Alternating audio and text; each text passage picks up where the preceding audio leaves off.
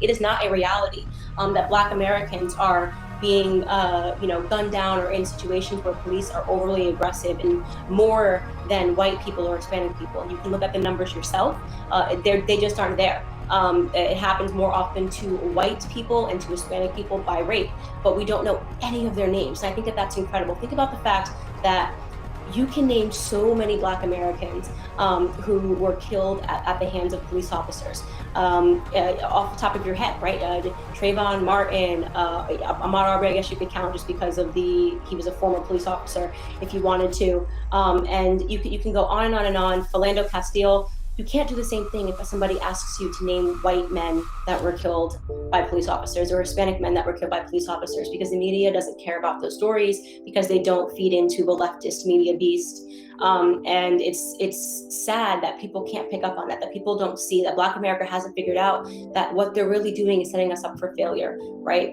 There is no other community, even when horrific things happen, right? That do the amount of protesting and screaming and getting ourselves arrested and yelling and hollering at Black America. Why is it only Black America does that? Hispanic Americans, if they die and the killing is unjust, why do you not see that portrayed in the media or see Hispanic Americans gathering and doing that thing? What is it about Black Americans that we do that?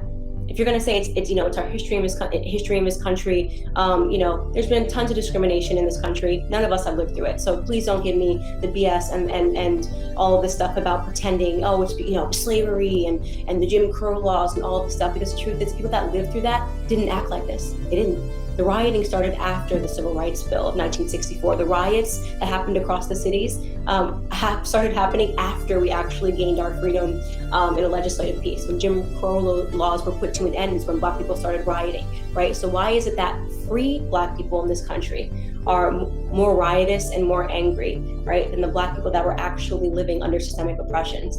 I can't understand that. I can't wrap my head around it. Why do we need to pretend that we are living in the 1850s? And why is that somehow a token of our Blackness, right? The angrier you are shows that you're Black. No, it doesn't.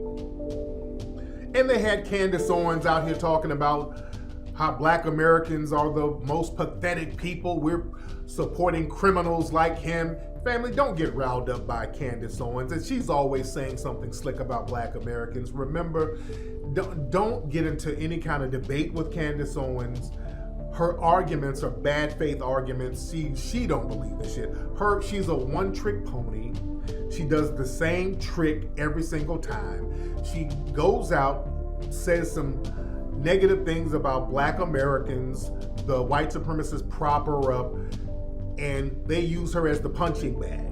So everybody goes in on her, and it's really for nothing, because she's basically a troll for them. She's a troll for them.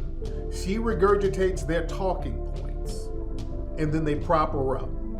And discrediting her means nothing, because she's basically a troll. So you don't really get any brownie points for discrediting a troll. You understand? So like Neely Fuller said, you don't really shadow box with her. The good thing about Candace Owens is when she starts all of her little shtick, when she does her one trick, I look at all the white people who are giving her props or agreeing with it. That's what you need to look for. That's the one helpful thing I get from Candace Owens. When she says some stupid shit about Black people, which that is her only routine, that is the only reason they bring Candace Owens out. Y'all understand that? Whenever you see her job is to say something negative about Black people for white folks. It's white people pushing her out there to say it. So when she says something negative, I'm looking at every white person who's around you, who's promoting what you're saying, who's agreeing with you. Usually it's Charlie Kirk, the people at Turning Points USA. You always look at them. When she says something about Black people, it's really Turning Points USA saying it. Look at Charlie Kirk. It's Charlie Kirk and Turning Point saying that shit, which is really an offshoot of the Trump administration, by the way. Grandin Tatum is another loser. He's clicked in with Turning Point. Same thing. These are one-trick ponies. So don't you get riled up by their one trick.